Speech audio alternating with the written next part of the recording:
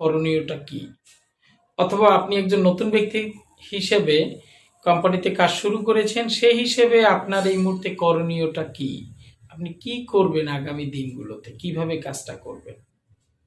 তো ছোট্ট একটু এক্সাম্পল দেই, যদি কামারেরা লোহা গরম করে গরম অবস্থায় হাতুড়ি দিয়ে আঘাত করে, তাহলেই কিন্তু লোহা বাঁকা হয়। শক্ত হয়ে গেলে কিন্তু বাঁকা করতে খুব কঠিন হয়। তাই জয়েন করার সাথে সাথে আপনি কাজগুলো যদি শিখে নিতে পারেন, মানসিকভাবে প্রস্তুতি নিতে পারেন, তাহলে কিন্তু আপনি কাজটা খুব দ্রুত করতে পারবেন। তাই আজকে আলোচনা করব প্রথম 30 ডেজ, অর্থাৎ কাজটা শুরু করার প্রথম 30 দিন আপনি কি করবেন। খুব গুরুত্ব সহকারে কথাগুলো শুনলে আমার মনে হয় আপনি আজকের ভিডিওটা হতে পারে আপনার লাইফের একটি সুন্দর টার্নিং পয়েন্ট। আশা করি বুঝাতে পেরেছি। তো চলে যাচ্ছি সরাসরি ভিডিওতে, আর দেরি নয়। সর্বপ্রথম আপনি একটা ব্যক্তি শুরু করার পর প্রথম 30 মিনিটের কথা, অর্থাৎ আপনি আজ সে ডিস্ট্রিবিউটর হয়েছে, তার সাথে 30 মিনিটের জন্য কাউন্সিলিং করুন। কয় মিনিট? 30 মিনিট। তাহলে দেখেন 30 মিনিট আপনি কি আলোচনা করবেন। তাকে বলবেন যে প্রত্যেকটা কাজ করতে হলে শিখতে হয়, না শিখলে কাজ করা যায় না, এবং একটা কাজ যদি সুন্দরভাবে পরিকল্পনা করে করা হয়, অবশ্যই সেই কাজে আপনার ভালো রেজাল্ট পাওয়া যায়। তাই আজকে আমরা পরিকল্পনা করব আগামী 30 দিন আপনি যে উদ্দেশ্য নিয়ে কাজটা শুরু করেছেন, সেই 30 দিন আপনার কি কি কাজ, এবং এই 30 দিন আপনি কি কি করবেন। ওকে, গেল তার আলোচনা। এবং তার কাছ থেকে এই বিষয়টা নিশ্চিত করবেন যে অন্তত আগামী 30টা দিন আপনি আমার সাথে থাকবেন। এরপরে ব্যবসাটা আপনি বুঝে গেলে আপনার মতো আপনি করতে পারবেন। এই কমিটমেন্টটুকু নিয়ে তাকে আজকে ছেড়ে দেবেন। এবং আগামী 30 দিন কখন সে কাজটা করবে, কোন সময়টুকুতে কাজ করবে।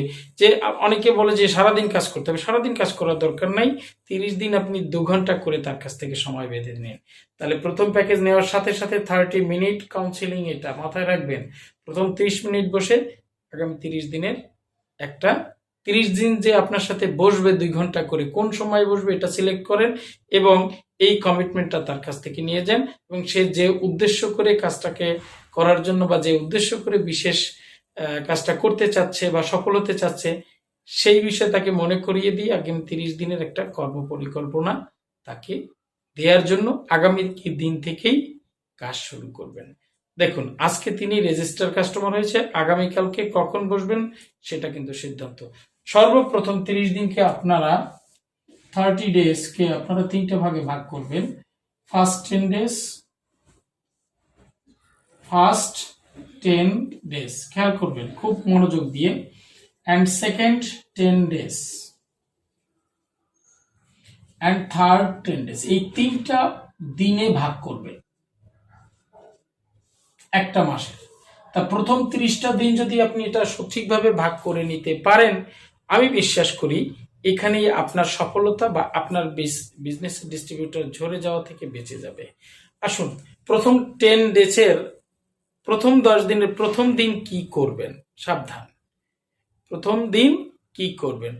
প্রথম দিন ডিস্ট্রিবিউটরের সাথে একদম ফার্স্ট ডেতে তার সাথে যে 2 ঘন্টা আলোচনা করবেন, সেটা হচ্ছে শুধুমাত্র প্রতিকূলতা, আর কিচ্ছু না।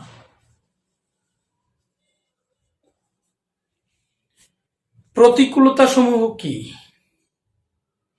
এই ব্যবসা করতে নামলে তার কি কি প্রতিকূলতা আসতে পারে, এই বিষয় নিয়ে আলোচনা। ভাবছেন কি কি প্রতিকূলতা নিয়ে আলোচনা করব 2 ঘন্টা ব্যাপী।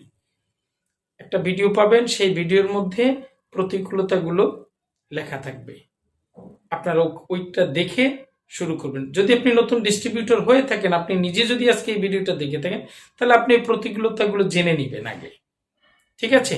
সেই প্রতিকূলতার উপর একটা ভিডিও থাকবে, আপনারা ওটা দেখে নেবেন, আমি চেষ্টা করব আপনাদেরকে সহযোগিতা করার। তাহলে প্রথম দিনের আলোচনা কিন্তু প্রতিকূলতা, সে কিভাবে ব্যবসাটা করবে, তার ব্যবসা করতে গেলে কি কি প্রতিবন্ধকতা আসতে পারে, মানুষ কি বলবে, এইরকম এক্সেট্রা এক্সেট্রা। দ্বিতীয় দিন যেটা হবে, সেকেন্ড ডেজ, অল কোশ্চেন।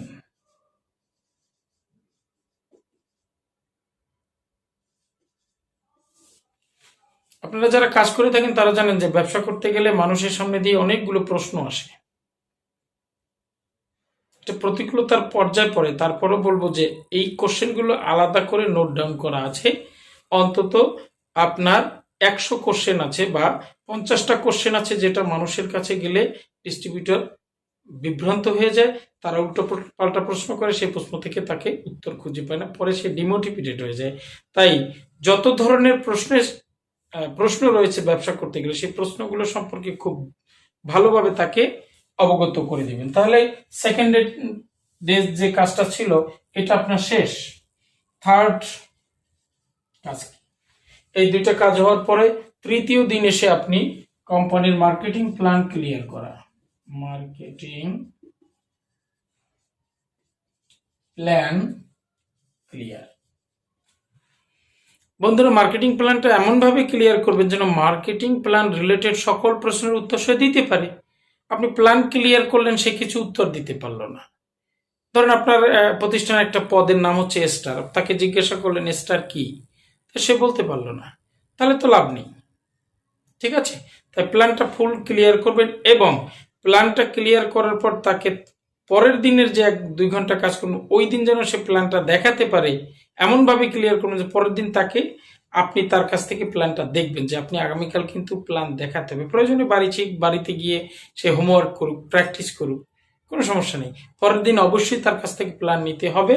সেই জন্য চতুর্থ দিনে এসে, ফোর্থ ডে, এই দিনে এসে তাকে মার্কেটিং প্ল্যানের উপর পরীক্ষা। সোজা কথা, একদম কোনো ছাড় নেই। মার্কেটিং প্ল্যান এক্সাম, একদম যেন সে মার্কেটিং প্ল্যানটা দেখাতে পারে। মাথায় রাখবেন, এটা যদি সে না বুঝে তাহলে কিন্তু হবে না। তার মানে মার্কেটিং প্ল্যানের জন্য 2 দিন, আপনার প্রতিকূলতা জানার জন্য 1টা দিন, আপনার এই ব্যবসা রিলেটেড যত ধরনের প্রশ্ন আছে সেই প্রশ্ন রিলেটেড 1টা দিন গেল। এবার আসেন চতুর্থ দিন শেষে 5মতম দিন কি করবেন। এইবার ব্যবসার আলোচনা। কথা হচ্ছে ফার্স্ট 10 ডেজ।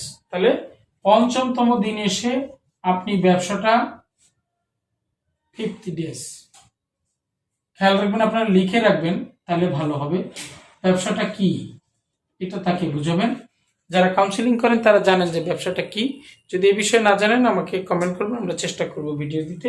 ব্যবসাটা কি এই নিয়ে দীর্ঘ সময় আলোচনা করবেন। ডিরেক্ট সেলিং কি, ডিরেক্ট সেলিং এর ইতিহাস কি, ডিরেক্ট সেলিং কোন কোন দেশে আছে, ডিরেক্ট সেলিং এ কোন কোন দেশে বিশ্ববিদ্যালয় আছে, ডিরেক্ট সেলিং থেকে কিভাবে সফল হয়, ডিরেক্ট সেলিং এর বর্তমান পরিস্থিতি কি, ভবিষ্যতে কি হবে ডিরেক্ট সেলিং দিয়ে, এই একদম মধ্য প্রান্ত নিয়ে আপনি আলোচনা করবেন।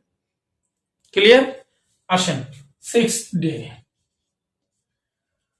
সে কেন করবে আপনার সাথে ব্যবসা। মাথায় রাখবেন, পৃথিবীর যত মানুষ যা কিছু করুক না কেন, প্রত্যেকটার পিছনে কেন নামক একটা শব্দ আছে।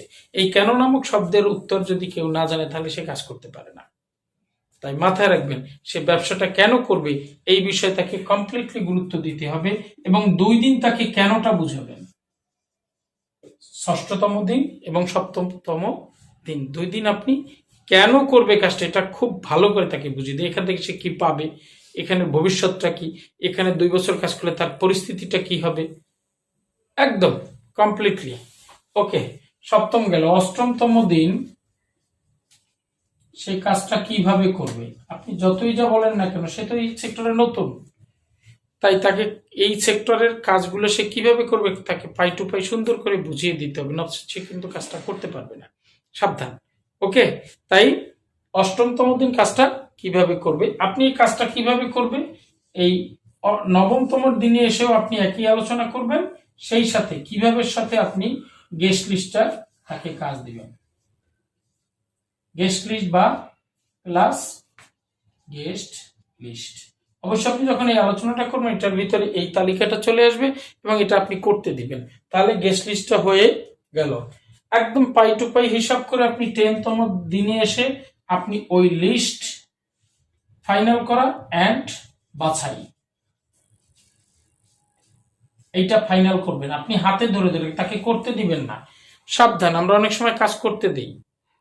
একটা বেবি বা একটা বাচ্চা শিশুকে যখন আপনি বলবেন যে আমার জন্য হাঁড়ি পাতিল নিয়ে আসো বা আমার জন্য একটা জিনিস নিয়ে আসো, সে কিন্তু নিয়ে আসতে পারবে না। মাথায় রাখবেন, একজন ডিস্ট্রিবিউটর জয়েন করার সাথে সাথে সে এই ব্যবসায় শিশু, তাই আপনি প্রত্যেকটা কাজ হাতে ধরে ধরে নিজে থেকে করাতে হবে। বিষয়টা ক্লিয়ার? তাহলে প্রথম 10 দিনের কাজটা বোঝা গেছে। ওকে, এই 10 দিন কাজ করার পর পরের 10 দিন একটু ইজি হবে। এর মধ্যে যদি কোনো ট্রেনিং ভালো থাকে সেটা আপনি করিয়ে নিতে পারেন। অফিসিয়াল যদি কোনো ভালো training, motivational training, why network marketing training, why excellent বা যে প্রতিষ্ঠানই হোক না কেন সেটা ট্রেনিং আপনি করাইয়ে নিতে পারেন। তো যাই হোক, সেকেন্ড 10 দিন কি করবে একদম ক্লিয়ারলি। সেকেন্ড 10 ডেজ মাথায় রাখবেন, এই 10 দিনের মধ্যে যদি কোনো ট্রেনিং আপনার থাকে অফিসিয়াল, সেটা তো করাবেন, সেটা আলাদা সাবজেক্ট। বাট এই 10 দিনে মিনিমাম 10টা প্ল্যান শো করতে হবে। কয়টা প্ল্যান শো? 10 দিনে 10টা প্ল্যান শো।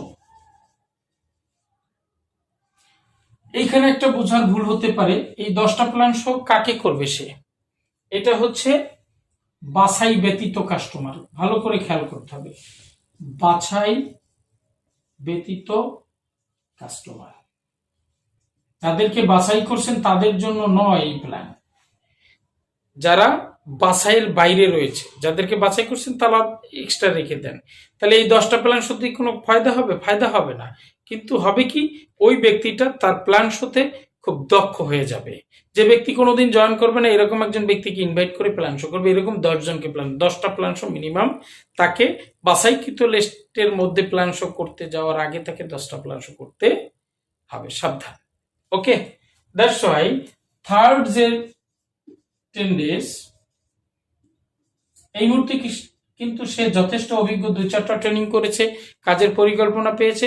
একদম লাস্ট 30 দিন আপনি, লাস্ট 10 ডেজ, হ্যাঁ, থার্ড 10 ডেজ, এই 10টা দিন আপনি বাছাইকৃত গেস্টদেরকে নিয়ে অন্তত 10টা প্ল্যান শো হবে এবং লিডারের সহযোগিতায় ফলো আপ হবে। মাথায় রাখবেন। তাহলে লাস্ট 10 দিনে 10টা plan show and follow up, plan show and follow up. দেখবেন কাজটা খুব সুন্দর হবে এবং এই ডিস্ট্রিবিউটর কখনো ঝরে যাবে না। সবাইকে অসংখ্য ধন্যবাদ। এর ভিতরে ব্যবসা রিলেটেড অনেকগুলো সাবজেক্ট আছে যেগুলো আমি আলাদা ভিডিওর মাধ্যমে আলোচনা করে দেব আপনাদের সহযোগিতায়। যারা দেখতেছেন, আমাকে ফলো করতেছেন, সবাইকে অসংখ্য ধন্যবাদ। এবং এত সময় যারা কথাগুলো শুনেছেন, তাদের যদি আমার কোনো কথায় কষ্ট পেয়ে থাকেন সেটা অবশ্যই মার্জনা দৃষ্টিতে দেখবেন। সেই সাথে যদি কথাগুলো ভালো লাগে, চাইলে চ্যানেলটি সাবস্ক্রাইব করেও রাখতে পারেন, তাহলে আমি আরো অনুপ্রেরণা পাবো। সবার সুখী, সুন্দর এবং নিরাপদ জীবন কামনা করে আজকের মতো এখানে শেষ করছি। সবাই ভালো থাকবেন।